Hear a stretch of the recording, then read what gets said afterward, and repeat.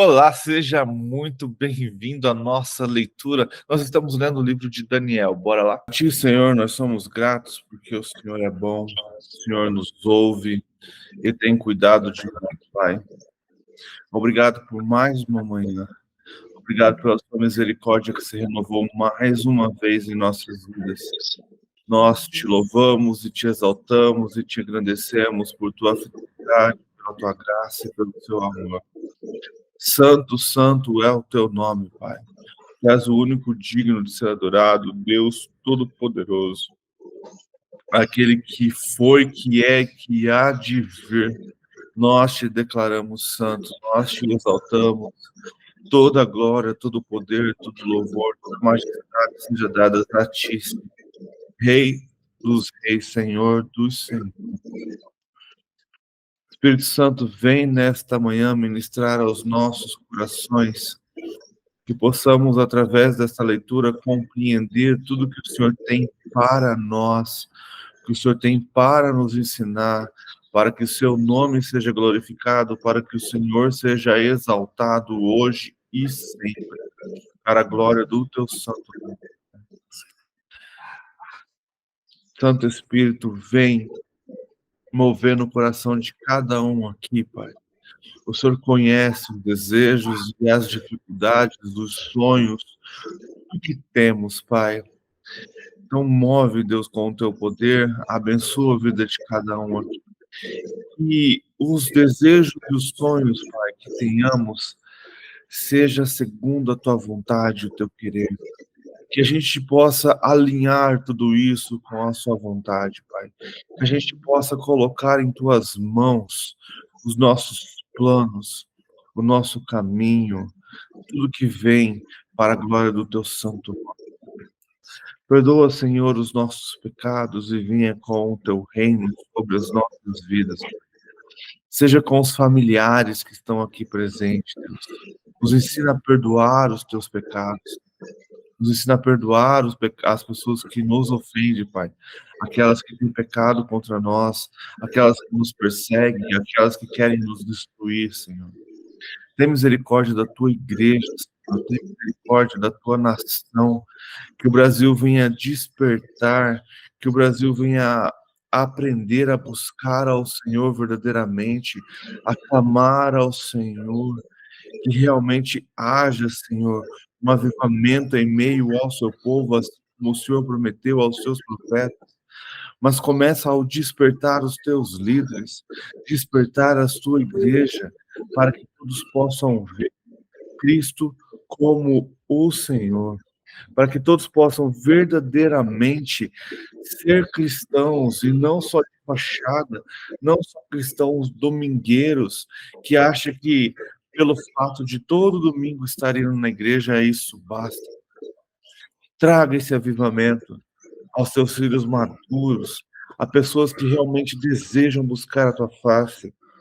Vem, Espírito Santo, derrama dos seus dons, derrama dom de sabedoria e conhecimento e profecia sobre o teu povo, mas principalmente o dom de discernimento do Espírito, como vamos precisar dele para esses últimos dias, Senhor.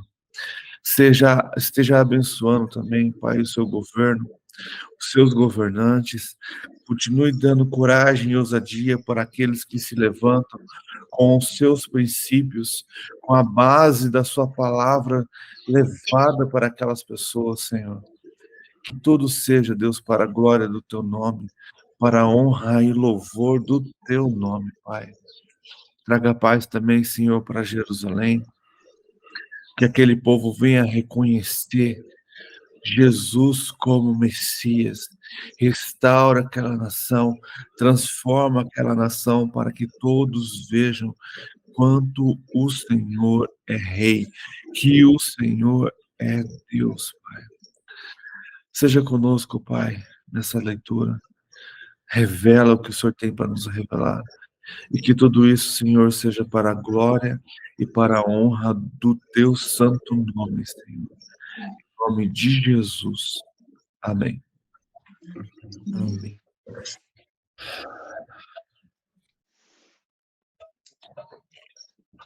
Lá então a gente vai ler Daniel, capítulo 3. A imagem de ouro de Nabucodonosor. Olha que interessante, né? Nabucodonosor tem um sonho com uma imagem, e aí Daniel fala para ele que a cabeça, que é o ouro, né, era ele. Aí Nabucodonosor vai lá e constrói o quê? Uma imagem gigantesca. Então vamos lá.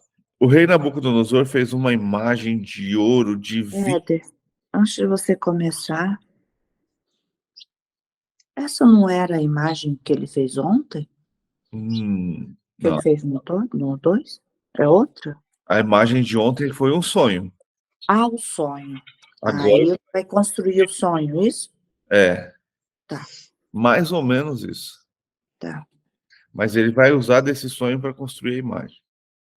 O Uhum. rei Nabucodonosor fez uma imagem de ouro de 27 metros de altura e 2 metros e 60 centímetros de largura. E a ergueu na planície de Dura, na província da Babilônia. Olha que interessante. Na província da Babilônia. Então, ele a ergueu não muito perto do seu castelo, né? Não muito perto da onde ele ficaria. Versículo 2. Depois convocou a Sadraque, as sátrapas, os prefeitos, os governadores, os conselheiros, os tesoureiros, os juízes, os magistrados e todas as autoridades províncias para assistirem à dedicação da imagem que mandara erguer. Assim, todos eles, sátrapas, prefeitos, governadores, conselheiros, tesoureiros, juízes, magistrados e todas as autoridades, províncias se reuniram para dedicação da imagem que o rei Nabucodonosor mandou erguer e ficar em pé diante dele. Então a gente tem aqui Nabucodonosor levantando a estátua e chamando todas as autoridades para ver e provavelmente depois adorar, né?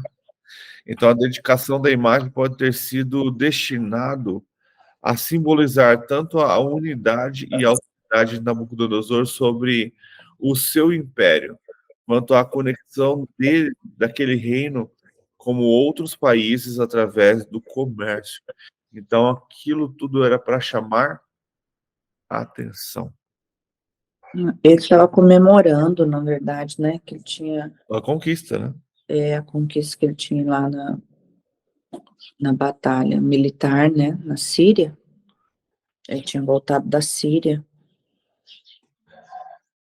Versículo 4. Então, o arauto proclamou em alta voz: esta é a ordem que lhes é dado, ó homem de todas as nações, povos e línguas. Quando ouvirem o som da trombeta, do pífaro, da citra, da harpa, do salteiro, da flauta dupla e de todas as espécies de música, prostrem-se em terra e adorem a imagem de ouro que o rei Nabucodonosor ergueu. Quem não se prostrar em terra e não adorá-la será imediatamente atirado numa fornalha em chamas. Olha que interessante. Então, a gente tem aqui algumas coisas já acontecendo, né?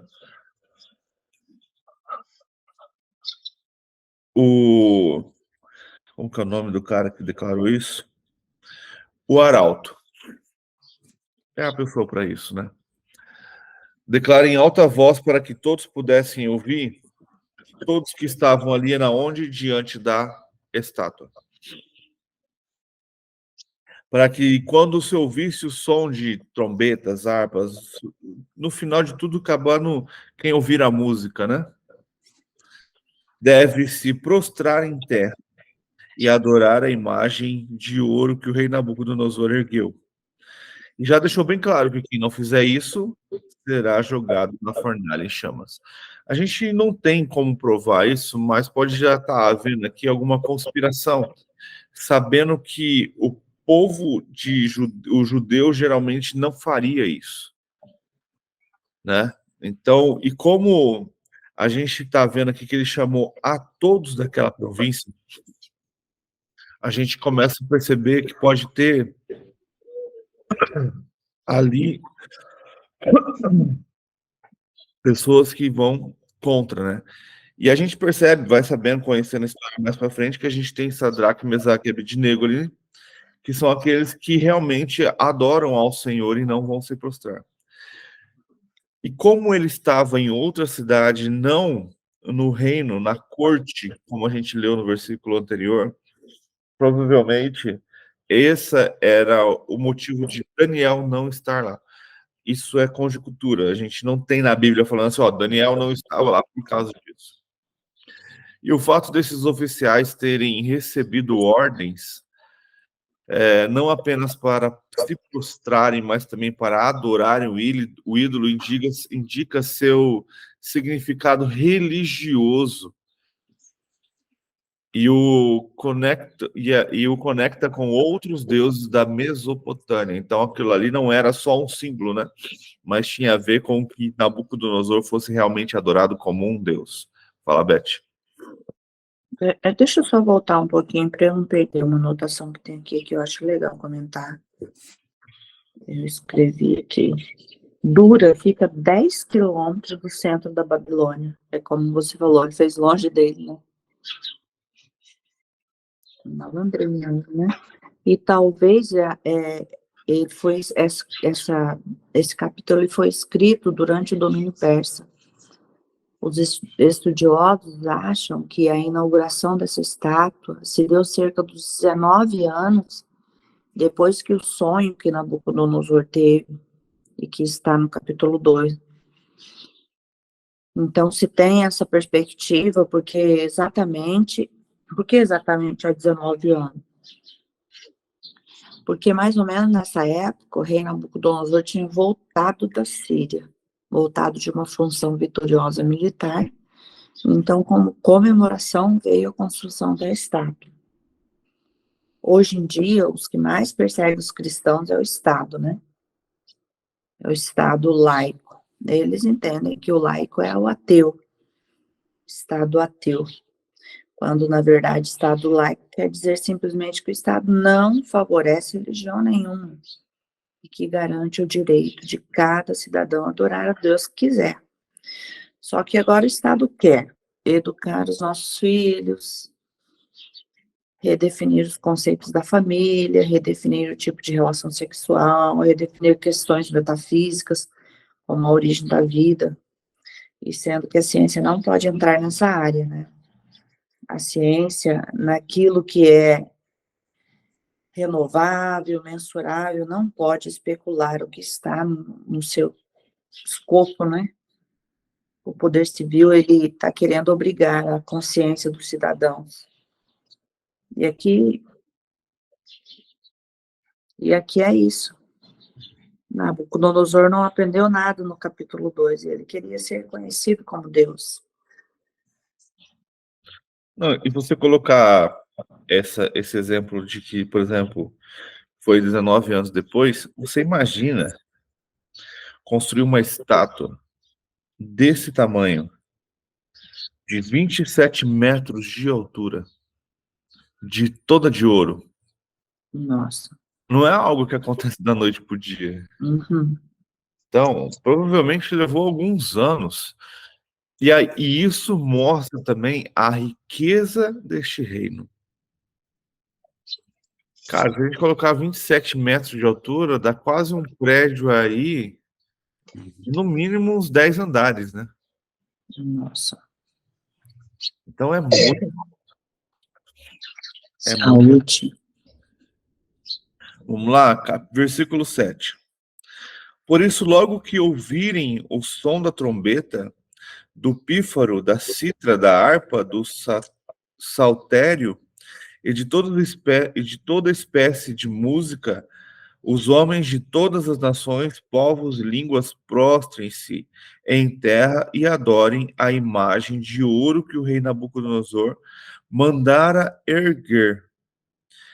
Nesse momento, alguns astrólogos se aproximaram e denunciaram os judeus, Os judeus aqui, os 3 amigos, né? provavelmente, dizendo ao rei Nabucodonosor: ó rei, vive para sempre. Tu emitiste um decreto, ó rei, ordenando que todo aquele que ouvisse o som da trombeta, do pífaro, da cítara, da harpa, do saltério, da flauta dupla e de toda espécie de música se prostrasse em terra e adorasse a imagem de ouro, e que todo aquele que não se prostrasse em terra e não adorasse seria atirado numa fornalha em chamas. Mas, interessante aqui que a gente já tem o quê? Um fofoqueiro, né? Porque provavelmente isso aconteceu e eles não estavam diante do rei. Aham. Não, eu estava vendo esses de uma imagem, parecia que a novela trouxe uma corte, né? Pode ser que isso aconteça depois. Mas quando isso aconteceu, essa ordem foi dada, o som da trombeta tocou, não tinha uma corte ali inaugurando a estátua. Mas os judeus provavelmente estavam em algum lugar longe. E quando tocou, todo mundo se prostrou diante da imagem e eles ficaram em pé. E aí alguém que quer, provavelmente, a gente não sabe aqui, mas provavelmente alguém que quer derrubá-los, alguém que é contra esse povo, foi lá fofocar para o rei.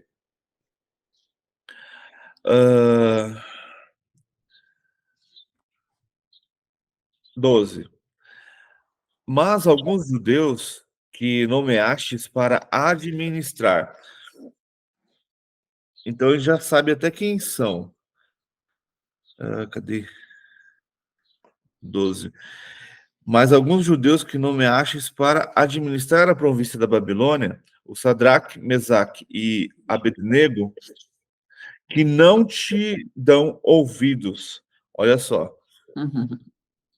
Então já tem aqui algo.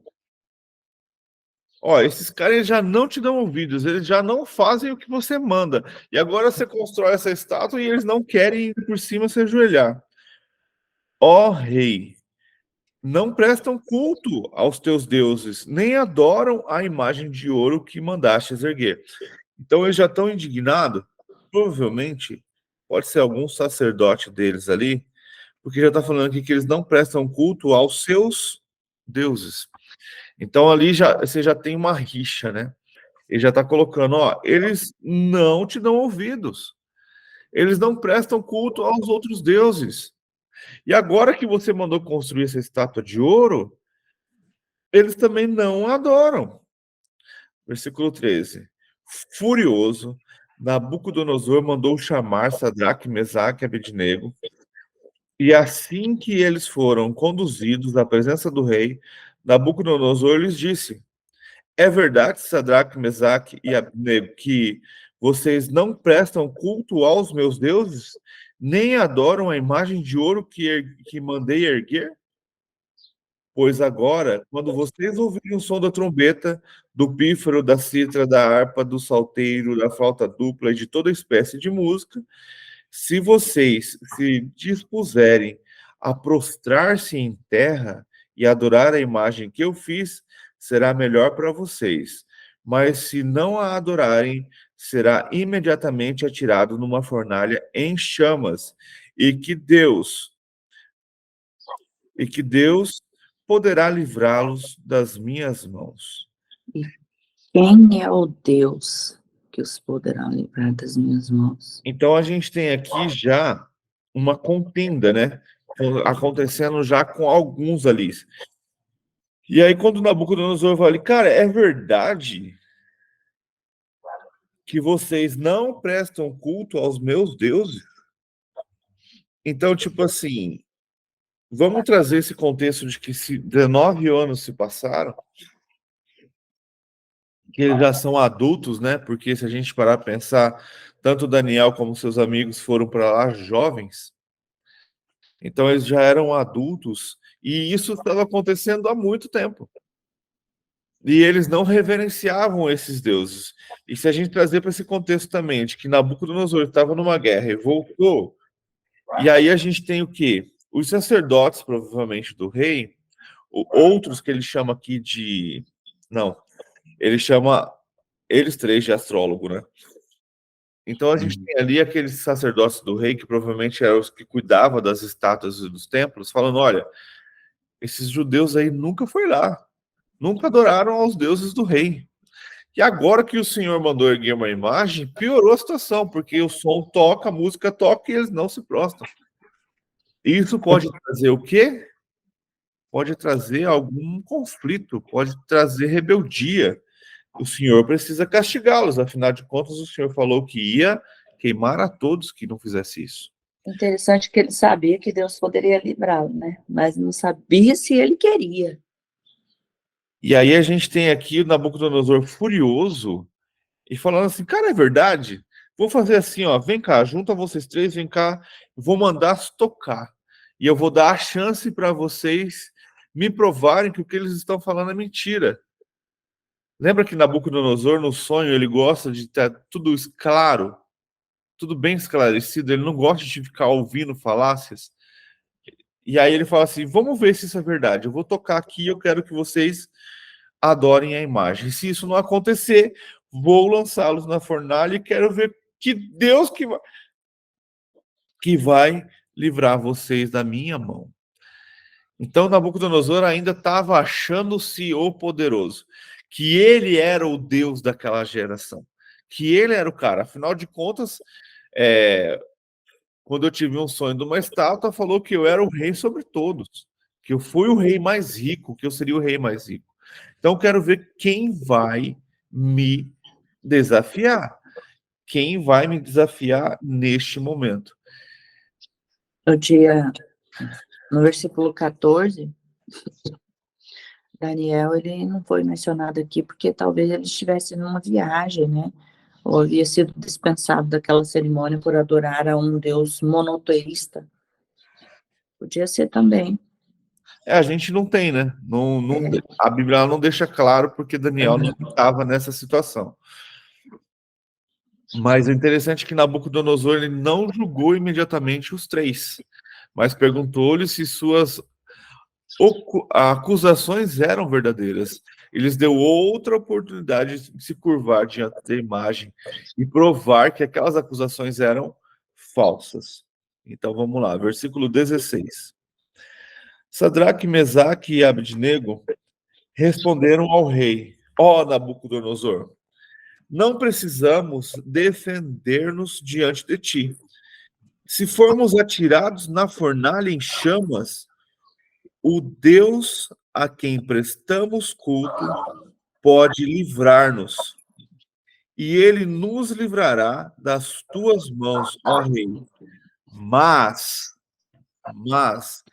se ele não nos livrar, saiba, ó rei, que não prestaremos culto aos teus deuses, nem adoraremos a imagem de ouro que mandastes erguer.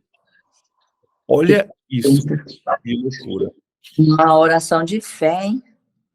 Isso é estar cheio, apesar que aqui a gente não pode ser assim, né? Estar cheio do Espírito, porque naquela época não era bem assim. Mas É preciso ter muita fé para dizer isso, hein? é conhecer o Deus verdadeiro e ter a certeza, olha, se ele quiser me livrar, ele vai nos livrar e vai mostrar quem é Deus sobre as nossas vidas. Mas se ele também não quiser livrar, ó Nabucodonosor, ó rei, a gente não vai se prostrar diante dessa imagem nem adorar os seus deuses, porque temos a certeza de um Deus único e se ele não nos livrar, estaremos com ele. E se ele nos livrar, ele vai provar que ele é Deus soberano sobre todas essas coisas. Então não importa, a gente nem vai se defender. Cara, isso é muita ousadia, é muita coragem diante de um rei, né? Então, os três jovens demonstraram absolutamente confiança em Deus, afirmando que seu poder superior poderia libertá-los do julgamento de Nabucodonosor? Cara, eu fico imaginando, imagina Deus vendo uma cena dessa. A gente vai aqui viajar um pouquinho, mas é igual Davi e Golias. Mas imagina Deus vendo uma cena dessa. Cara, eles não vão ser eles vão ser mortos porque eles não adoraram outra imagem e me colocaram à frente de todas as coisas. Você acha que Deus ia permitir que eles morressem? Você acha que aquilo ali já não era uma oportunidade de Deus mostrar de novo para Nabucodonosor quem ele era? Que, na verdade, que toda a conquista que ele tem depende dele. Porque Deus deu essa autoridade para ele. Vamos lá. Versículo 19. Nabucodonosor ficou tão furioso com Sadraque, Mesaque e Abednego que seu semblante mudou.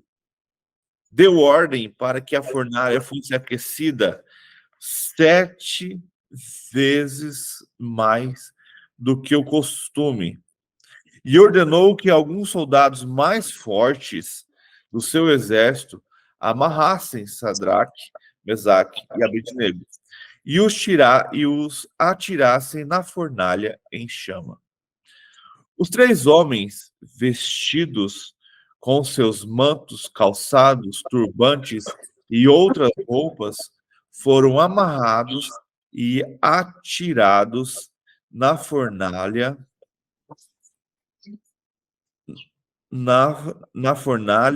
extraordinariamente quente. A ordem do rei era urgente e a fornalha estava tão quente que as chamas mataram os soldados que levaram Sadraque, Mesaque e Abednego. E estes caíram amarrados dentro da fornalha em chama. Isso aqui é bem interessante. Amarrados dentro da fornalha em chamas. Mas logo depois, versículo 24, o rei Nabucodonosor, alarmado, levantou-se e perguntou aos seus conselheiros. Então quer dizer que ele estava ali, meio que numa corte, assistindo aquilo acontecer. Na verdade, não é que eles caíram, eles foram empurrados, né? Praticamente, se vamos lembrar, né? Eles empurraram eles para colocar lá dentro e eles caíram. Então, eu não sei. Eu tinha essa visão também. Vou trazer uma visão que me foi apresentada pela... Vou até procurar aqui, mas... Quando eu vi essa cena, sabe? Eu fui ver... Lembra que a Record fez essa cena, né? Eu não vi. Eu tava vendo a cena, eu falei, ué, não imaginava desse jeito. A fornalha que eles apresentam, ela é como se fosse um fogão a lenha. Uma torre, né? Eu vi também. É uma torre, né? Só uma escadaria. Você coloca a lenha embaixo para que o fogo queime e a comida você coloca por cima, não é? Isso. Nessa imagem, a gente tem mais ou menos isso acontecendo. Tem o fogo queimando embaixo com a lenha, né? Que eles devem ter colocado ali as madeiras, e uma escada lateral por onde se subia e jogava eles lá dentro. Então, mas eu também ouvi dizer que não era assim, tipo um buraco. Isso aí tá falando que é um buraco. Não, que eu não estou falando buraco. Porque os guardas que foram levá-los, eles também se queimaram, então estava muito quente.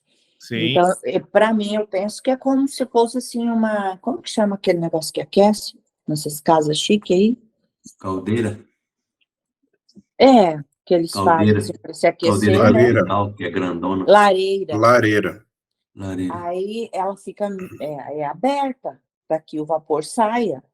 Eu penso ali que chegaram e empurraram eles. Não, eu também pensava do mesmo jeito. Só que aí quando a gente tem aqui na Bíblia, pode ser. Na verdade, não tem descrito, né? A fornalha era assim. A gente não tem isso escrito, né? Eu estou tentando ver se eu acho aqui. essa cena.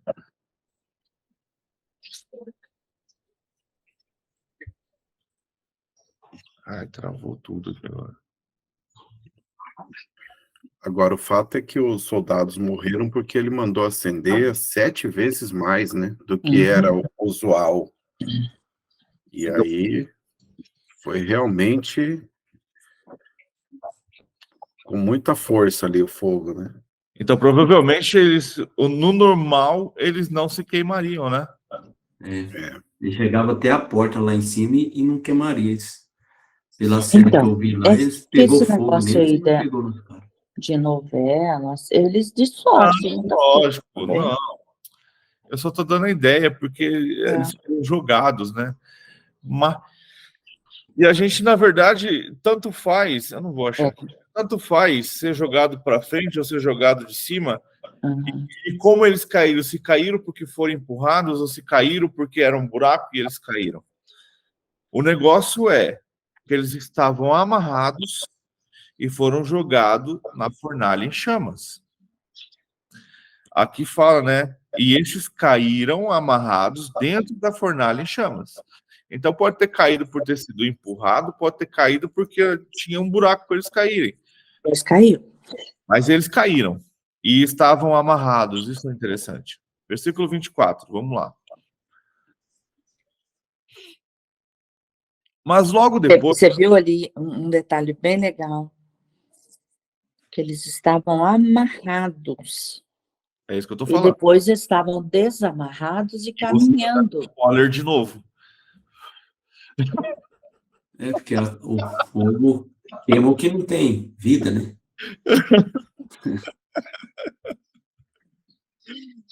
24. Logo depois, o rei Nabucodonosor, alarmado, levantou-se e perguntou aos seus conselheiros: não foram 3 homens amarrados que nós atiramos no fogo? E eles responderam: sim, ó rei. O rei exclamou: olhem, estou vendo 4 homens desamarrados e ilesos. Sabe por que eu estava querendo dar ênfase nesse amarrado? Porque a gente pode dar a ideia de que nada se queimou quando eles caíram. Mas as cordas que os prendiam se queimaram. Se soltaram. Entende? Mas a roupa que eles estavam, lembra que falou aqui em cima? Que eles deixou bem claro que eles foram jogados vestidos com seus mantos, calções, turbantes e outras roupas? No versículo aqui em cima, no 21, fala que os 3 homens foram jogados vestidos lá. E amarrados. E olha que interessante, no final, o que queimou? Só as cordas que o amarraram.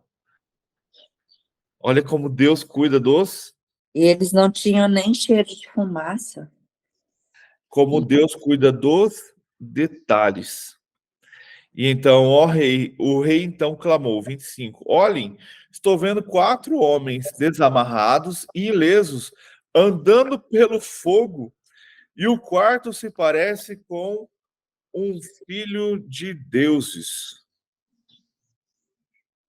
Então Nabucodonosor aproximou-se da entrada da fornalha e em chamas e gritou: Sadraque, Mesaque, Abednego, servos do Deus Altíssimo, saiam, venham aqui.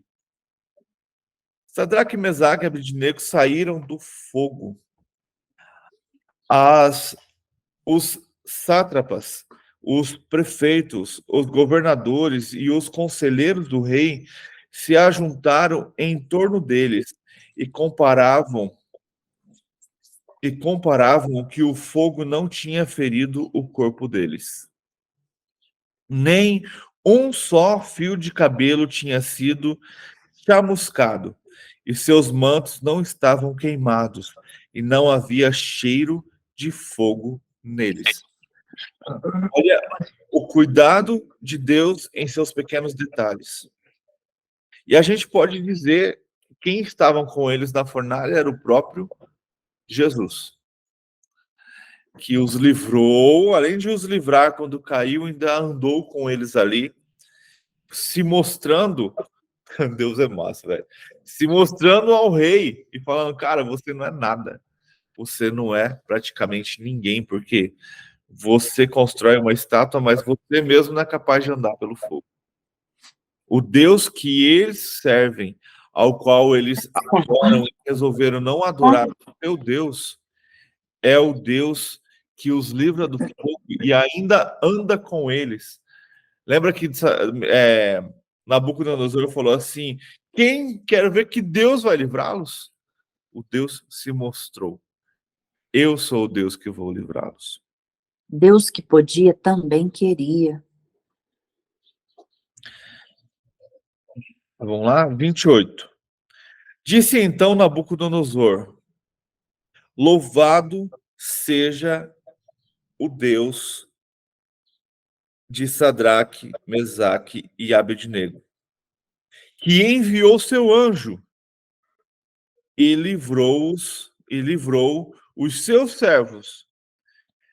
Eles confiaram nele, desafiaram a ordem do rei, preferiram abrir mão de sua vida a prestar culto e adorar outros deuses que não fosse o seu próprio Deus. Por isso, eu decreto. Vamos parar aqui. Olha que interessante. A gente tem aqui Deus sendo louvado pelo rei Nabucodonosor. Mas eu quero trazer para nós, para a nossa geração, para o que a gente pode estar a vir a enfrentar. Quarta-feira eu estava estudando e em Tiago fala que precisamos ficar atento às tribulações, que todo crente vai passar por tribulações. Não tem como você fugir disso. E quando você vai para uma igreja que fala assim, ó, sua vida não vai ter mais problemas, você pode começar a se preocupar com essa igreja, porque ela está te ensinando coisas erradas. Ah, Jesus é amor e você agora vai ser vencedor. Mais que vencedor o tempo todo. Cara, cuidado. Isso é uma falsa doutrina, porque Jesus nunca ensinou nisso. Jesus, na verdade, ele falou, neste mundo havereis aflições. Tem de bom ânimo, porque eu venci o mundo. E se eu venci o mundo e vocês estão comigo, vocês também vencerão o mundo. Tem uma outra passagem que é um pouco antes de Jesus ser preso, se eu não me engano. Não. É um pouco antes de Jesus falar que ia ser preso. Ele fala assim, mas Senhor, João, Pedro, Jesus chama Pedro e fala, Pedro, Satanás acabou de me pedir para te triturar como trigo. E aí você fica pensando assim, mas o Senhor não permitiu, né, Jesus? Não, eu deixei para que você tivesse mais força. Então, tipo assim, ele poderia livrá-lo? Poderia. Mas ele falou assim, não, eu vou permitir que Satanás te triture como trigo para que você cresça. Para que você realmente, quando você entender essas coisas e ter mais fé, você vai lá e aconselhe os seus amigos, os seus irmãos. Olha isso. E é o que a gente vê, porque aí Pedro nega Jesus 3 vezes, de maneira que ele sai tão arrependido do que fez, que mais para frente a gente vê que Pedro até, vendo Jesus ressurreto, volta a pescar. Olha quanto ele se machucou com isso, ao ponto de Jesus ter que chegar lá, chamar Pedro e falar, perguntar para Pedro 3 vezes se ele me ama. Pedro, tu me amas? Então, Pedro foi realmente machucado, mas isso fez com que ele crescesse. E aí ele continua aprendendo com Jesus. E quando a gente vê em Atos, a gente já vê um Pedro o quê? Ousado. É um outro Pedro. É um Pedro mais maduro. E é um Pedro que aprende com a jornada. Isso também é interessante. Porque a gente foi podado ali, né? Ele foi podado, bem podado ali naquela... Sim. Ele perguntou 3 vezes, Pedro, você me ama? Então a gente tem Pedro ali no começo de Atos, revoltado porque Jesus morreu, e bravo com os judeus porque ele acreditava que eles tinham os matados. Então ele ia na sinagoga para bater. E aí a gente tem um Pedro, no capítulo 10, já totalmente diferente, falando de graça, falando de arrependimento, falando de salvação. Existe um amadurecimento, existe um Paulo também aí no meio. Então a gente começa a perceber o quê? Voltando para o texto, que Deus não vai nos livrar da tribulação. E sim que ele vai nos livrar no meio dela. Tem um comentário bem legal aqui na minha Bíblia. Queria ler quando sobrar um tempinho. Fala assim, confiança em Deus. Talvez você tenha pedido a Deus que cuidasse do seu bebê, mas você o perdeu. Ou tenha rogado a Deus que curasse o câncer da sua mãe, mas ela morreu. Ou implorado para que Deus salvasse o seu casamento, mas seu marido a deixou. Se Deus é tão poderoso, por que então ele permite que essas coisas aconteçam? Sadraque, Mesaque e Abednego sabiam que Deus poderia livrá-los, mas também confiavam no Senhor mesmo que ele decidisse não agir desse modo. Então, quando a vida não anda como você esperava e você passa por uma provação, o que você vai escolher? Confiar em Deus ou não? Confiar em Deus é sempre bom. Muito legal. É o que você está falando, né? Tem gente que quer viver no evangelho sem ter tribulação, sem ter perseguição, sem sofrer nada. Eu não sei que mundo é esse, porque a Bíblia diz: no mundo tereis aflições. Mas é uma teologia que veio muito forte. É a teologia da prosperidade. Ela veio muito forte. Ela veio dizendo assim: Deus é teu escravo e tudo que você pedir, ele tem que fazer. Quando eu ouvia essa palavra, teologia da prosperidade, de verdade, por não conhecê-la, eu refutava. Eu achava, cara, então você quer que a gente seja pobre? Então é a teologia da pobreza? Então que a gente tem que aprender? Só que aí eu fui estudar o real sentido da teologia da prosperidade. E aí eu falei, então não tem a ver com você ser próspero. Tem a ver É com que o foco fica só você vai nisso, ser próspero. né? Entende? Então, não é a ideia de que Deus quer que você seja pobre para sempre. Uhum. Só que a gente tem que entender que Deus dá riqueza para quem Ele quiser. E é algo que eu já falo há muito tempo. Como que ele vai dar riquezas para um filho imaturo? Esse filho imaturo, além de se ferir, ele vai se afastar do Senhor. Entende? Então precisamos o quê? Entender qual é a real vontade de Deus. Só que com a teologia da prosperidade, o que que acontece? Não, Deus tem que fazer o que você quer. Você tem que pedir. E outra coisa, na verdade, quem acaba ficando próspero nessa é quem ensina a teologia, né? Porque ele fala assim: coloque aqui R$ 1.000, dê uma oferta de R$ 1.000 que você vai receber 10 vezes mais. Ou então, eu já vi testemunho, cara, de um cara falando assim que ele estava passando, que a mulher dele estava passando na frente de uma igreja. E tinha um rapaz lá e começou a falar para ela, que se ela desse aquele dinheiro que estava com ela ali, agora Deus ia restituir 3 vezes mais. Ela tinha R$ 100, que era exatamente o valor da conta de luz da casa dela para ela pagar. E ele foi tão...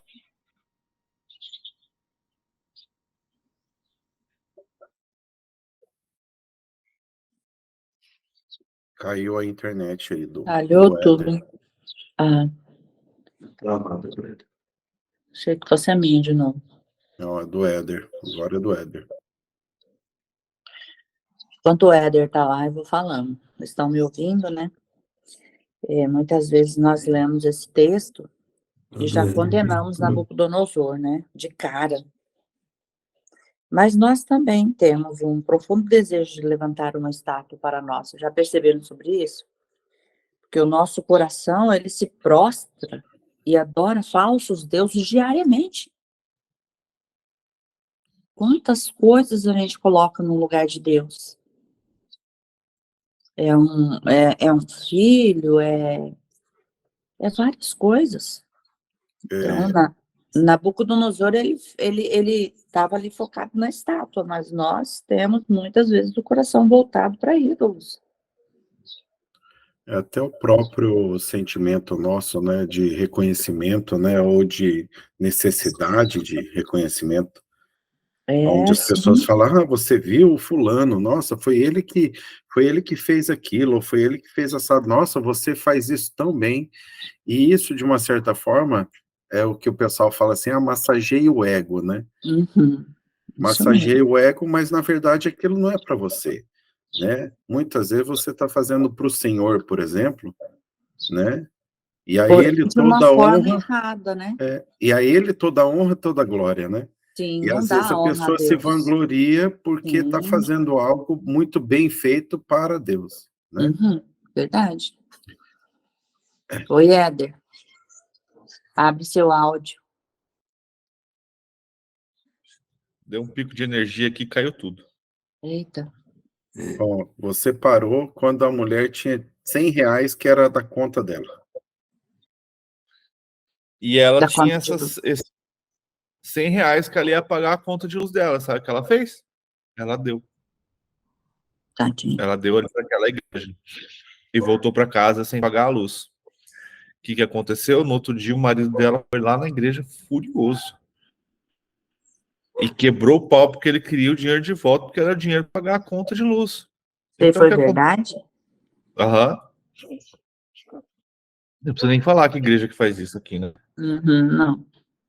E aí, cara, o que acontece? Eles usam, que a gente costuma dizer, de PNL, programação neurolinguística.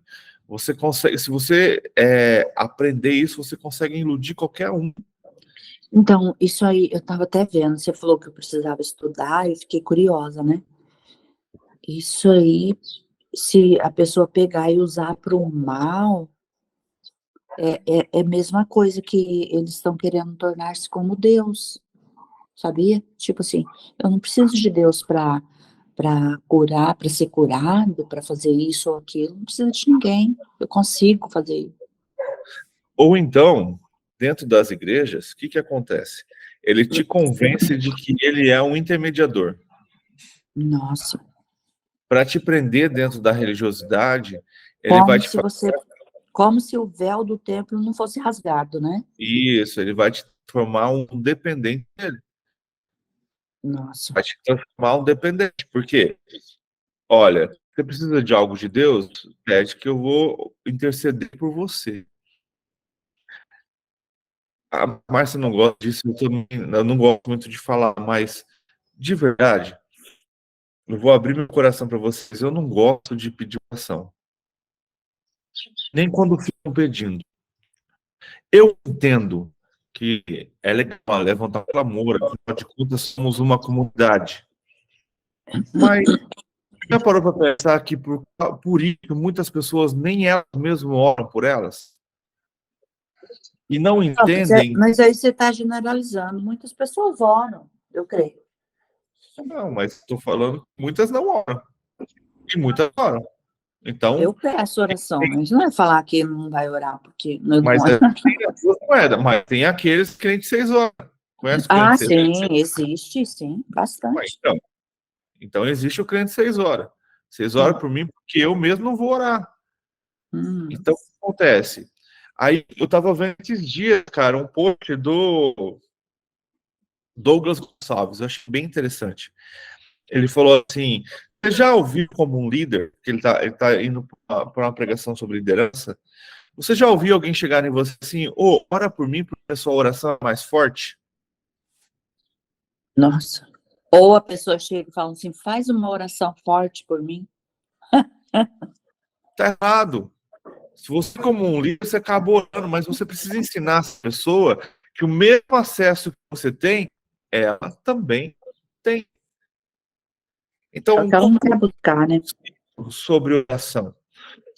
Cara, é você com Deus. Você precisa. Se você está precisando de algo, de uma cura, qualquer coisa, cara, a primeira oração que Deus vai ouvir é a sua. Eu já ouvi bem forte no meu coração, não ore por essa pessoa. Eu estou tratando, estou cuidando. Sabia? Já ouvi isso. Uma vez eu estava brincando, conversando sobre isso, e a gente estava discutindo, a pessoa deu um exemplo muito massa, cara. Ela falou assim, sabe o que acontece muitas vezes? Isso está incutido na cabeça das pessoas. Aí aquela pessoa, ela liga e fala, olha, vamos levantar um clamor, porque quanto mais gente estiver orando, é mais provável de Deus responder. Aí, aí, aí ele falou assim, me dá vontade de responder? Claro, irmã, vamos levantar 100 pessoas, mas se der 99, Deus não responde. Tem que ser 100 pessoas clamando. Eita. Porque parece que as pessoas querem isso, entendeu? Que é uma fórmula, que é um esquema, um jeitinho daquilo acontecer. E, cara, a oração que Deus ouve é a sua. Ah, mas então a gente não vai levantar clamor, pedir para que as pessoas... Sim, porque lá a gente vê os discípulos falando para interceder um pelos outros. Mas, cara, se você não estiver orando pelas suas condições, eu vou orar por você. Você consegue me entender? Então, muitas vezes eu fico assim, sabe? Cara, eu acredito que as pessoas precisam aprender. Então, muitas vezes a minha oração, a Rose está aqui, a gente estava na célula terça-feira, e me pediram para orar pela cura do irmão lá, né, Rose? A minha oração muitas vezes pode chocar muita gente, porque a minha oração é cure se for da sua vontade, se não for da sua vontade, console o coração das pessoas. Olha, eu também estou Porque desse tá no jeito. coração, Só que as pessoas não gostam. entendeu? Porque está no meu coração. Éder, volta um pouquinho.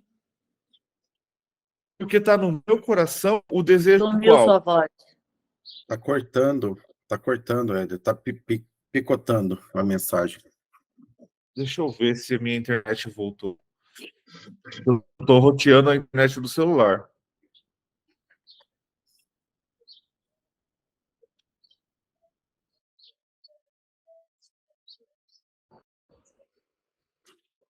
Voltei, agora tá indo? Tá. Então, o que acontece? Naquele dia, pediu para que eu orasse para uma pessoa que estava em infarto, se eu não me engano. Cara, a minha oração sempre vai ser essa, que a vontade de Deus seja soberana sobre todas as coisas. Então, eu oro para que cure se for da vontade de Deus, e eu oro que console se não for da vontade de Deus. Então, muitas vezes, a gente fica lutando contra Deus. E quando a gente está orando, por exemplo, eu vou dar um exemplo do pastor Paulo Balanuio, que estava com câncer. E eu estava conversando com um amigo meu pastor sobre isso. Eu falei, cara, às vezes Deus quer levá-lo e a gente fica lutando contra aquilo. A minha sogra é um exemplo disso também. A maioria dos filhos já tinham entregado, mas tinha 2 ali que estavam lutando. Não, Deus vai curar, Deus vai curar, Deus vai curar. Mas quem tinha toda a autoridade sobre ela, ainda estava lutando por essa cura, era o marido. E, cara, eu acredito que ela também estava lutando por causa de uma das filhas que estava grávida e estava para nascer o filho. Quando ela descobriu, cara, a menina nasceu no sábado. Ela recebeu a notícia de que a menina nasceu, de que estava bem. No domingo de manhã, de madrugada, meu sogro levantou, fez uma oração e entregou. Fala, Senhor, agora faça a sua vontade. Se for para ela ficar, ela que o Senhor restaure, se não for, que o Senhor leve, porque ela está sofrendo. Cara, demorou um pouquinho, ele recebeu a ligação que ela tinha falecido. Precisamos aprender a entregar. O que acontece? Nós somos humanos, nós desejamos que todos vivam para sempre com a gente aqui. Temos que aprender a orar, né? Saber pedir. Nós, como cristãos, precisamos entender que a morte não é o fim. Então, É esse o negócio. eu fico pensando que esses cristãos que têm medo da morte é porque ele não entendeu ainda. Então, sempre, cara, a minha oração vai ser: Senhor, faça a sua vontade. Se for para o Senhor curar, faça um milagre extraordinário para que isso sirva de testemunho. Mas se não for, console o coração de quem fica, entendendo que aquilo é para a glória do seu nome. Pronto. A gente tem um outro relato também de uma outra tia da Márcia, já senhora, que ela ficou 1 ano encamada. Ela melhorava, ela ficava ruim. Ela melhorava, ela ficava ruim.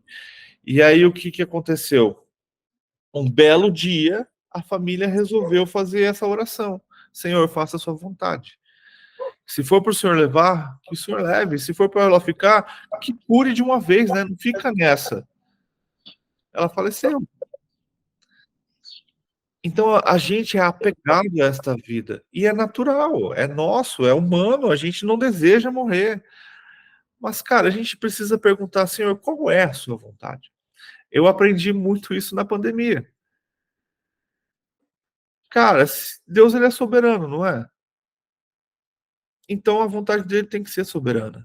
E quando a gente vê aqui esses 3 caras se entregando para eles, se entregando ao Senhor ao ponto de morrer, eles estão preocupados com a morte? Não. É a mesma coisa que eu sempre digo, gente. Não é luto eterno. Imagina, eterno, eternidade é algo que ou você vai ver a pessoa ou você não vai ver mais. Então você não pode escrever lá luto eterno. Que eterno? Luto é uma tristeza ali, um rompimento, mas não é eterno, porque na eternidade eu vou encontrar aquela pessoa. Então eu sempre questiono assim, não escreva saudades eternas. Não, que eterna? Eterna nós vamos estar juntos, se você está no mesmo propósito.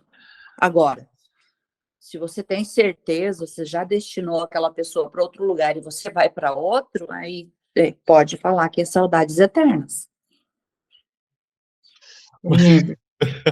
Sim. A intercessão, na verdade, eu creio dessa forma. A intercessão, ela é relativa. Por exemplo, na reunião de terça-feira, pediram para você orar pela pessoa que tinha infartado, tal. Achei até ótima a sua oração em ser direta, né? Mas para mim pediram para orar por um rapaz que tinha tentado suicídio e a mãe estava desesperada. É um tipo de intercessão diferente. Sim. Você está se levantando contra algo ali espiritual, eu creio, que se abateu sobre aquele jovem. Então, a intercessão, eu acho ela muito relativa. Tudo bem que a gente, às vezes, costuma... Até meu marido, ele fala, já colocou nas mãos de Deus? Então, já está colocado, né? Só aguardar agora, né? Ele vai fazer uma cirurgia sábado, e a gente colocou nas mãos de Deus, e às vezes eu fico perguntando, você quer fazer mesmo? Você está disposto? Tá? Aí ele fala, já está nas mãos de Deus, Rose, nós já colocamos, Deus já está na frente, abrindo os caminhos, né? Então, eu gosto muito de interceder, eu gosto muito de orar pelas pessoas. Então, eu acho assim, a intercessão, ela tem essas várias faces, né? Sim. De você realmente se levantar quando há um mundo espiritual contra ali. Mas quando eu usei o exemplo da oração que eu fiz, você consegue entender também que tem muita gente que pode ficar escandalizado com esse tipo de oração? Porque as pessoas querem que você ore só pela cura. Mas e se a cura não vier? Então quer dizer que a minha oração não tem poder? Nem sempre a pessoa quer a vontade de Deus, ela quer a vontade dela. Ou Deus não está ouvindo minha oração? Não, é porque a vontade de Deus não é o que você está no seu coração. Tem pessoas que não aceitam. Tem pessoas que não aceitam. Se morreu, Deus quis. Se não, ele continua sendo Deus, morrendo ou não. Isso. Né? E aí, por exemplo, já a oração, por exemplo, igual você falou da intercessão pelo rapaz, já é outra situação. E nessa situação, de verdade, a minha visão é que a família consiga trazer esse rapaz para dentro do... Não sei se a família era cristã, mas o que acontece é que a família precisa tomar uma atitude. A gente pode orar e interceder? Sim.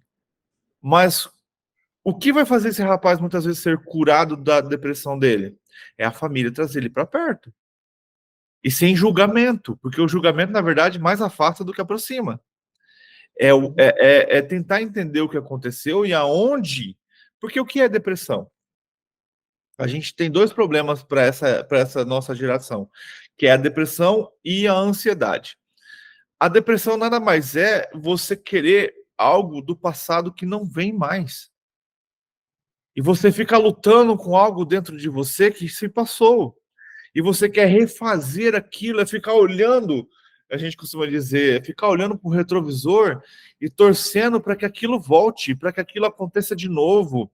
Então isso não vai acontecer, né? Que a gente fala, a água que passou do rio, ela não vai passar de novo ali. Uhum. E aí a gente fica ali, e aí isso começa a gerar em nós a depressão. Por quê? Porque não acontece, não está acontecendo. E aí você começa. E o que é a ansiedade? É a mesma coisa, só que por algo que a gente espera, pelo futuro. A ansiedade tem a ver com o futuro. Se a gente não coloca o nosso futuro na mão de Deus e descansa, porque a palavra fala, viva seu dia, viva cada dia o seu mal, então quer dizer, viva um dia de cada vez. Ah, então quer dizer que eu não posso planejar? Você pode, mas você precisa entender que seu planejamento pode, no final, dar errado. Você percebeu que várias pessoas usam essa palavra em vários comentários, assim, e até mesmo, assim, em pregações, ela fala, olha, eu estava ansioso por estar aqui. Aí eu fico pensando, moço, não fala isso, a ansiedade é uma doença, né? Fico pensando assim. Então, a pessoa vai e fala uma coisa que ela realmente não sabe nem o significado. É bonito falar, estou ansioso por te ver, estou ansioso por esse momento. A ansiedade, ela é um problema. É uma doença. Ela é um problema. E aí o que acontece? O que eu aprendi uma vez que é bem interessante? Imagina você dentro de um carro, viajando por uma estrada. O que é o passado? É o que você vê no retrovisor. Retrovisor. E o retrovisor, ele é pequeno. Pequenininho. Agora, se você pega se você pega e vira para trás para ficar olhando o seu passado, o que vai acontecer? Você vai bater o carro. Vai bater o carro. Entende? O que é o seu futuro? Vamos supor que você esteja numa estrada à noite. Você tem um objetivo? Tem. Por exemplo, eu saio daqui e quero chegar em outra cidade. Eu estou vendo a outra cidade? Não. Eu estou vendo o quê? O que o farol ilumina. No máximo 100, 200 metros à frente. Então, o nosso futuro, ele é um processo vivido no presente. Então, precisamos aprender a viver o presente. Lógico, a gente almeja o futuro, a gente deseja as coisas, mas a gente não pode criar uma ansiedade e querer chegar naquilo lá antes da hora. Por exemplo, eu sei que daqui até tal cidade eu vou levar 1 hora para chegar lá. Mas eu estou ansioso, eu preciso chegar logo, preciso chegar logo, preciso chegar logo, preciso chegar logo. Você vai se perder. Ou você vai... A ansiedade, ela não só é você desejar algo do futuro, ela também traz umas consequências bem ruins, da arritmia, Por quê? de cabeça. Porque você quer aquilo logo, você não está querendo no futuro. Você quer o que era para ser no futuro agora. É o que eu estou falando. Você vai levar 1 hora para você chegar naquela cidade, mas você não quer viver só 1 hora. Você quer que ela chegue agora. Você quer abrir um buraco de minhoca, passar em 1 segundo e já está naquela cidade. Por que o depressivo e o ansioso dormem muito? Já parou para pensar nisso? Por causa do remédio. Não é só por causa do remédio, para não viver o presente. Fuga. Éder, essa questão que você falou, né, que você não gosta muito que pedem para orar, né, ou que, vamos dizer assim, você colocou a sua visão que as pessoas elas deveriam orar por elas próprias, elas levantarem as suas orações, não é? Eu concordo. Mas Deus, ele é tão maravilhoso, porque quando é registrado, orem um pelos outros, ele dá tanto a oportunidade para aquele que ainda não tem a maturidade de uma oração, aprender como orar, quanto aquele que tem uma maturidade, orar por aquele que não tem, né? Então, ele é maravilhoso nisso, né? E parece que quando pedem para orar, é como se estivesse colocando, assim, o Senhor colocando assim, e aí, meu filho, você vai orar, né, por quem está pedindo, e nós devemos orar, né? Mas, para mim, por exemplo, sempre que pedem, eu também gosto muito, e eu gosto de interceder, porque eu sei, eu já fui assim. Eu, na minha casa, como nós não éramos, na época, né, cristãos, mas toda vez que o tio da Rose vinha aqui em casa, e ele era cristão, quando eu chegava aqui, a gente pedia, falava, tio, você ora por nós? E ele orava. Tio, você ora por nós? Até um dia que, quando eu entreguei minha vida a Jesus, e aí eu entendi a oração e comecei a orar, aí eu não pedi mais, porque aí quem ora dentro de casa sou eu, né? Eu oro dentro da minha casa, né? Mas foi um processo. E eu só oro hoje porque eu vi muitas orações e entendi o poder da oração, né? Porque também tem isso, né? Você vai aprendendo, né? Você vai entendendo e vai entendendo como orar e o porquê de orar. Como você falou, a gente teve uma tia da Rose, que ela faleceu já há alguns anos, ela teve um câncer no intestino, e foi muito rápido. Foi assim, quando descobriu, não deu 10 dias, 15 dias, ela faleceu. E eu lembro, a gente foi na casa dela para fazer uma oração, e aí me colocaram para fazer a oração. E a oração que eu fiz foi exatamente como você falou. Eu falei, ó, Senhor, a gente está aqui clamando, o nosso desejo é que a cura dela venha. Mas antes de tudo, que seja feita a sua vontade sobre a vida dela. Ou seja, e não deu uma semana depois, ela veio a óbito. Mas é isso, as pessoas elas precisam entender, né? Elas precisam entender que a oração, ela não é a oração tipo, olha, Senhor, eu quero isso e me conceda isso. Né? Aí, quando a pessoa pede oração, você tem que perguntar, você quer a verdadeira oração ou você quer que ore do jeito que você quer? Então, mas aí é um risco, né? Porque se ela pedir a oração para você, você vai fazer com aquilo que você está sentindo no coração. Mas quando eu digo assim, por exemplo, se você me pedir uma oração, eu vou fazer, cara. É uma arma que a gente tem que a gente não vai recusar. Sim. Você quer um reforço. Às vezes a pessoa está bem. Eu não vou agradar o seu coração. Sim. Não, eu acho que a sua colocação aí não foi tão assim. Eu posso ter errado. Foi muito aberta, entendeu? Dá a entender que aí desse jeito você está fazendo com que ninguém peça oração a você. Não é isso. Eu acho que eu entendi. O Éder vai orar dentro da vontade de Deus. Então, você pode pedir oração para ele, mas não assim. Não, eu não vou orar por você, você que tem que orar. Então, assim, a gente tem que afinar esse negócio para não ficar uma coisa tão assim. Puxa, que egoísta, né? Eu não vou fazer uma oração triunfalista, Sim, foi mais objetivo. Agora. Eu não vou fazer uma oração para agradar o seu coração. Eu quero que ele faça a vontade dele e ela seja soberana. Glória a Deus. Eu preciso. Sim, mas no momento do desespero não é legal comentar, né? Porque a pessoa está. Mas eu quero trazer para vocês, porque eu acredito que a gente é um grupo que está amadurecendo e é um grupo maduro, e a gente precisa entender o quê? Que nós temos livre acesso ao Pai. Sim. Que se você está passando por uma dificuldade, é interessante a gente orar por você? Mas você tem que orar.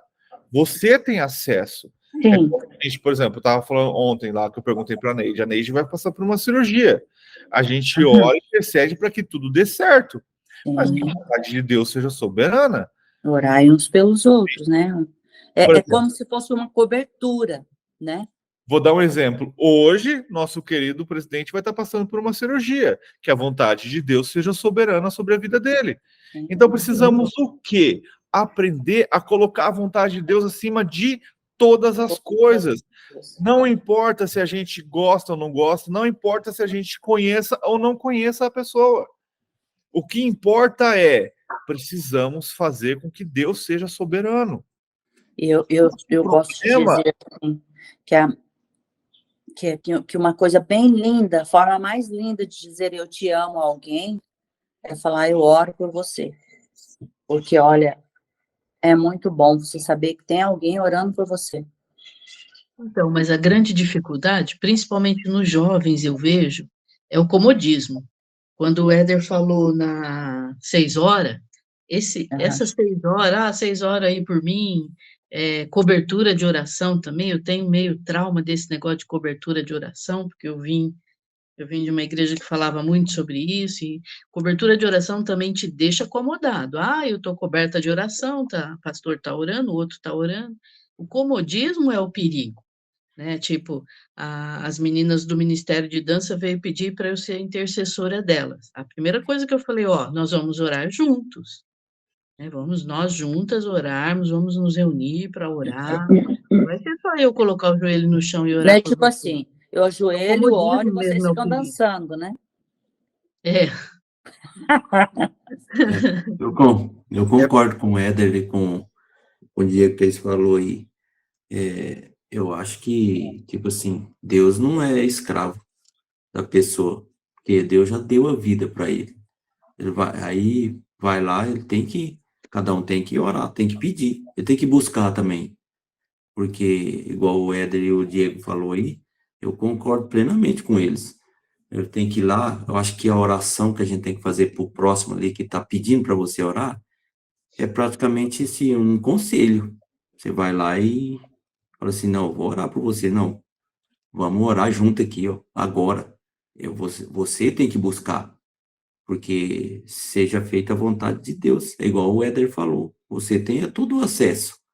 Por que você ele tem que estar pedindo, igual aquele que a gente sempre comenta, a gente está lendo, por que você tem que ir lá na igreja pedir para o pastor orar para você? Você não é capaz, né, de É que, na buscar o Deus verdade, também? Vanderlei, a Oi? pessoa não teve esse ensinamento de saber que ela tem que verbalizar o sentimento dela para Deus. Ela não teve esse aprendizado. Mas, Beth, você vê crente de 30 anos fazendo isso, Beth. Mas ele também não aprende. Mas aí não é, Mas será que ele foi ensinado? não é mais Deus não é cara que nosso você tem que escravo. passar a mão na Deus cabeça, é cara que você não é tem que nosso dar umas escravo. bordoadas para aprender. Igual orar, ora porque fulano tá doente. Tipo assim, Deus não é nosso escravo, ele já deu a vida gratuitamente pra gente. Aí você vai pedir mais uma vida de novo? Vai pedir outra vida para ele? Gente, Não deixa fulano morrer. eu vou falar. Você já ganhou Faz de de conta graça que é um essa vida aí. gato, 7 vidas. Oi? Fala, Fabiana. Aí não precisa orar. Assim, eu acho que oração, independente se a pessoa ela tem consciência do que é orar, você deve fazer. Sim. A orientação, mas assim, não impede de você orientá-la também. Por exemplo, se ela não tem ainda um encontro com Cristo. Isso. Você deve orientá-la. Olha, vamos orar, mas vou deixar claro para você que você também, né? Exerça um pouquinho a sua fé. Se você está pedindo oração, que eu intercedo, você também pode orar. E ali você vai ensinando, pincelando o que é ter uma comunhão com Deus. E com certeza você vai despertar nela essa vontade, esse interesse de ter um relacionamento com Deus. Então, assim, oração, eu penso que eu vejo que se alguém me pede oração, ou ele sendo crente de 40, 50 anos, ou um ano, ou não tendo relacionamento com Cristo, eu oro, né? Mas eu penso assim, que essa orientação, ela deve ter, ela deve ser, você ora, mas você já orienta também, e a pessoa vai aprendendo, né? Eu vejo assim. Deus, ele é muito bom. Vou dar uma situação para vocês. Pedro começa a conviver com os gentios, não começa? E aí ele começa a fazer o quê? Comer com os gentios. Certo? Só que aí, numa reunião, Pedro está ali com os gentios, comendo com os gentios, chega os outros discípulos. O que Pedro faz? Ele se afasta dos gentios e para de comer. Paulo vem nele em secreto e fala: ô Pedro, faz isso não, cara. O que você está fazendo é errado. Ou Paulo se manifesta na frente de todo mundo e falou: ô Pedro, você está sendo duas caras, irmão. Para com isso. Seja verdadeiro. Se Deus te liberou para comer com os gentios, coma com eles, cara. Não fica criando essas coisinhas, não. Então, o que acontece? Por que eu estou lembrando disso? Me dói ver cristãos há muito tempo que não têm discernimento. Isso é culpa de quem? É dele e muitas vezes também da igreja, que não o ensinou a buscar, que não ensinou, como a Fabiana falou, não ensinou ele a orar, não ensinou para ele que o véu se rasgou e que ele é sacerdote, e que ele pode buscar ao Deus, o acesso agora está livre. Mas muitas igrejas hoje, elas trazem o que? Não, você precisa de um líder para orar por você, porque o líder ele tem muito mais poder que você, ele é o ungido do Senhor, ele vai orar, a oração dele rompa o seu não chega nem no teto da sua casa. Isso está errado, é esse tipo de ensinamento que a gente precisa confrontar. A gente tem que orar pelos outros, interceder? Sim. Mas se uma pessoa chega em mim e pede oração por ela, eu falo assim, então ora você que a gente ora junto. Porque você tem que ensinar a pessoa a orar, porque senão ela vai ficar sempre dependente daquilo, e isso que é errado. Por exemplo, na situação que eu comentei da célula, eu não conheço a pessoa, eu não sei quem é, mas foi colocado ali, então eu orei para que fosse feita a vontade do Senhor. Então, Houve comentário com você depois? Não. Mas o que acontece? A gente precisa, então, aqueles que estão próximos e aqueles que pedem para a gente, ensinar, cara, não tem mais. Você tem acesso livre ao Pai. Ah, mas ele está doente, vamos todos clamar. Sim, mas não é a quantidade de clamor que vai mudar a vontade de Deus. Na verdade, a quantidade de clamor para que aquela pessoa que Deus quer levar viva, na verdade, vai fazer aquela pessoa ficar sofrendo, porque você está segurando ela. Porque nós temos também esse poder. Consegue entender? Então a gente precisa aprender a viver a vontade de Deus. Deus, faça a sua vontade. Que a sua vontade seja sempre soberana. Que a sua Mas vontade... você já percebeu que muita gente não gosta da vontade de Deus? Lógico que não, porque não conhece a Deus. Esse é o problema do triunfo... não vai ser essa palavra hoje. E é o problema da teologia da prosperidade. É a teoria a teologia do triunfo. Cara, eu quero falar, o negócio não vai sair. Quando é triunfo, como que é? Triunfo. Droga. Triunfalismo. Triunfalismo, é isso aí. E é o quê? Que tudo já é de Jesus, tudo vai se resolver, dê para ele, tudo é isso, está dentro da teologia da prosperidade. Que Jesus vai resolver tudo. Não, você vai ser curado. Você não é um servo do Senhor? Afinal de contas. Que Deus poderoso é esse que não consegue curar o seu filho? Ou que Deus poderoso é esse que deixa seu filho ficar doente? Cara, são os acasos que acontecem e às vezes está na vontade do Senhor e você precisa entender. A gente tem essas teologias, não querem que a gente passe por tribulação. A gente pode fazer um dia só de oração? Falar sobre oração, porque nós não estamos conseguindo terminar o capítulo. A Neide criou um grupo 4h40 da manhã para oração. Ah, é? Ela só não colocou no nosso grupo, mas eu vi que ela fez, só de mulheres. Ah, eu quero. Fala com ela, manda um WhatsApp para ela depois. Então, o que acontece? Precisamos aprender uma coisa que tem tocado muito no meu coração, aprender a orar à vontade de Deus. Quando a gente aprende a orar à vontade de Deus, a gente faz aqui igual esses 3 caras. Se for da vontade de Deus que eu seja salvo da fornalha, eu vou ser salvo e Deus vai ser honrado. Se não for da vontade de Deus, a gente morre e vai para Deus e Deus vai ser honrado do mesmo jeito. Então, o que acontece? Só voltando aqui, vamos terminar de ler aqui, versículo 29. Então, o rei Nabucodonosor, ele decreta que seja louvado o Deus de Sadraque, Mesaque e Abednego. E por isso, 29, por isso eu decreto que todo homem e qualquer povo, nação, língua, que disser alguma coisa contra o Deus de Sadraque, Mesaque e Abednego, seja despedaçado e sua casa seja transformada em um monte de entulhos. Pois nenhum outro Deus é capaz de livrar alguém desta maneira. Então, Nabucodonosor, ele não só honrou, mas ele também temeu. Temeu ao próprio Deus. Então, o rei promoveu Sadraque, Mesaque e Abednego na província da Babilônia. Olha só, por eles terem honrado a Deus e se entregue a Deus, além do rei criar esse decreto para que todos não falem mal do Deus deles, eles ainda por cima foram promovidos. Então, eles ainda por cima foram abençoados.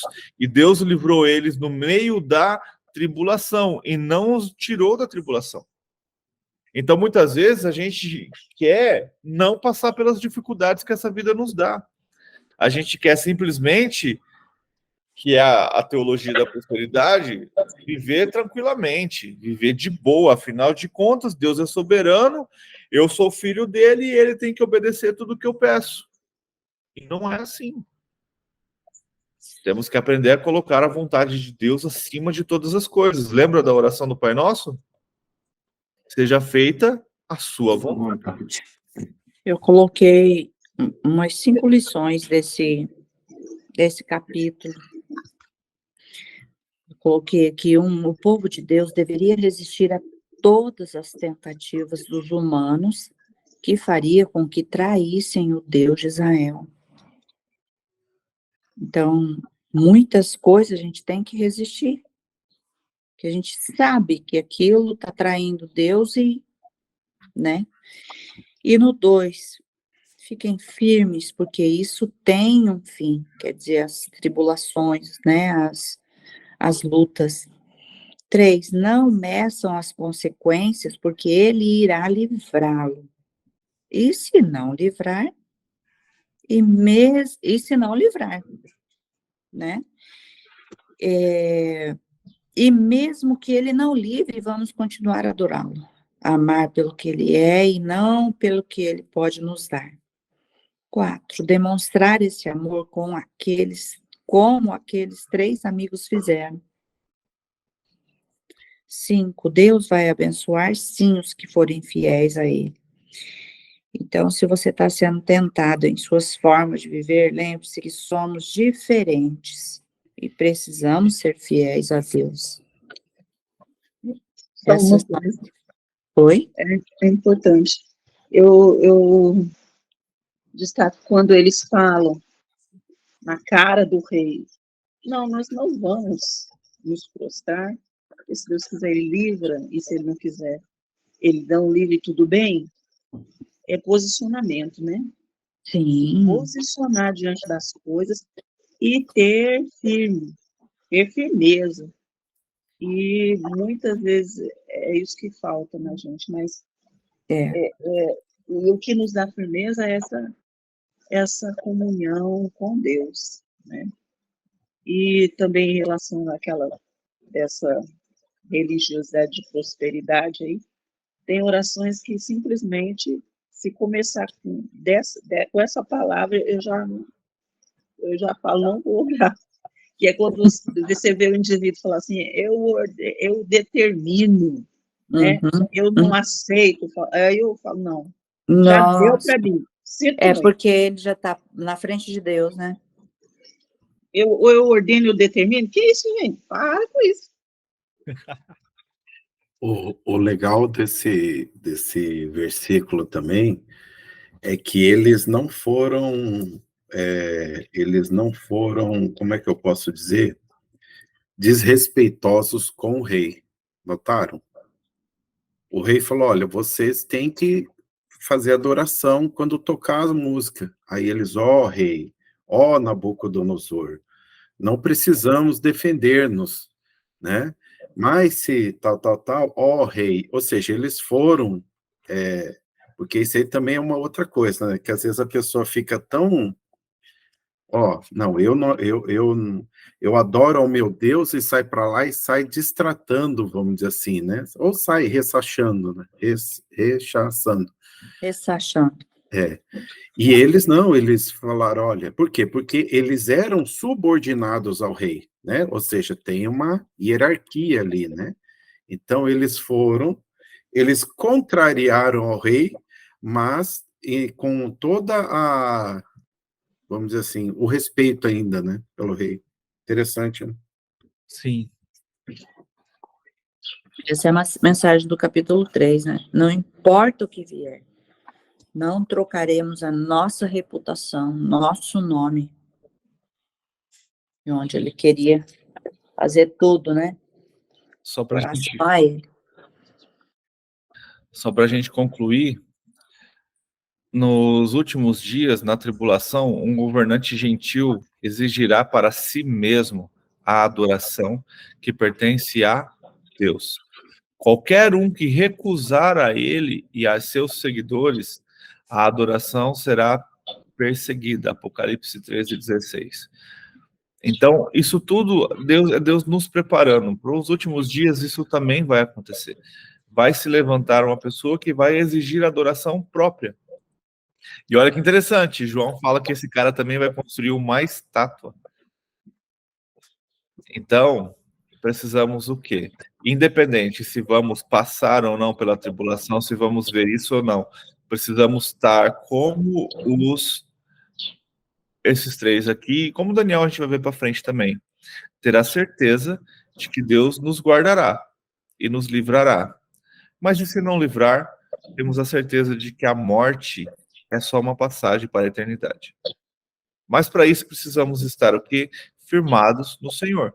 Como esses três, eles tinham certeza do Deus que eles serviam. Eles tinham a certeza do Deus vivo, do Deus único. E se livrasse ou não, glória a Deus, né? Então, para esses dias que estamos vivendo, tribulações virão. Não só por causa dos dias que estamos vivendo, que eu acredito que estamos caminhando para o final, mas na vida normal temos tribulação. Isso faz parte do crescimento do cristão. É necessário. Por quê? Porque senão a gente tem o que a gente tem hoje, uma igreja acomodada, que não sabe orar, que não sabe clamar, que não sabe buscar o Senhor, que acredita nessas teologias de prosperidade, de triunfalismo. Por quê? Porque não conhece a palavra. Gente, estou lembrando aqui de uma pessoa uma vez, não sei o que eu estava falando, a pessoa falou assim, vai lá na casa de fulano, ele tem uma oração poderosa e tem até um olhinho, olha, eu não penso, meu Deus, o que eu tinha que falar, né? De que lá, pô, recebeu unção. Aí, só que existe esse tipo de pessoas que são perseguidores de profetas, perseguidores de unção, perseguidores dessas coisas que no final de tudo não conseguem alcançar nada.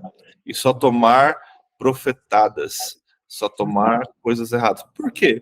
Porque não busca na essência, não busca na palavra a verdade. Então, para a gente finalizar, que o tempo passou já, precisamos ter fé, assim como esses três. Vamos estar orando para a gente encerrar, então? Rose, você pode orar para a gente encerrar?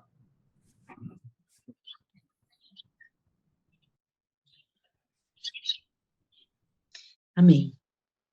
Senhor Deus, ó Pai, nós te louvamos e te adoramos nesta manhã, Senhor. Te agradecemos por mais um dia de aprendizado, te agradecemos pelo teu Santo Espírito que está abrindo a nossa mente, elucidando todas as dúvidas, ó Pai, e te pedimos que continue nos ensinando, ó Deus. Muito obrigada por essa oportunidade de estar aprendendo mais e mais da sua palavra, Senhor, da forma correta. Muito obrigada pela sua misericórdia que se renova sobre nós, ó Deus, todos os dias, em todos os momentos. Obrigado, ó Pai, por esta palavra, por todas as pessoas que participam desse grupo, por esses que participaram hoje, pelos que não puderam, que tu possa estar acrescentando mais e mais pessoas para aprender a tua palavra, Deus. Muito obrigada, Senhor. Nos dê um dia abençoado, em nome de Jesus. Amém. Amém. E aqui a gente encerra com esta oração. A gente aprendeu muito sobre o livro de Daniel e a certeza de que precisamos ser totalmente dependentes do Senhor. Deus te abençoe e que você possa crescer na palavra do Senhor.